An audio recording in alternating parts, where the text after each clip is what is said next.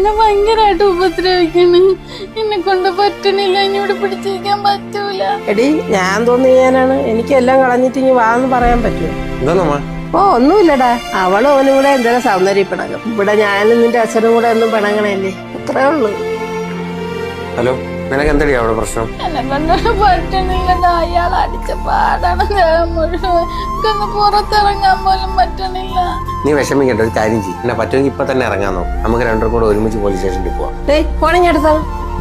എടി കൊച്ചാ, നീ എവൻ പറയണെന്ന് കേട്ട് വരാൻ നിൽക്കല്ലേ. നാളെ ഒരു സമയത്ത് എവൻ കല്യാണം കഴിക്കുമ്പോൾ നീ ഒരു ബാധ്യതയാവും, പിന്നെ അതിനൊരടിയും വഴക്കൂടെ ഉണ്ടാവും. അമ്മ ഇപ്പൊ ഉള്ള കാര്യം നോക്കിയാ പോരെ, അവക്ക് അവിടെ നിൽക്കാൻ പറ്റില്ലെങ്കിൽ കളഞ്ഞിട്ട് വരാൻ പറയേ. ചെറുക്കാ, നീ കയറിപ്പോയതിനകത്ത് നീ ഇതൊന്നും കേട്ട് ചാടിത്തോളം ഇങ്ങോട്ട് വരാൻ നിൽക്കണ്ട, കേട്ടല്ലോ.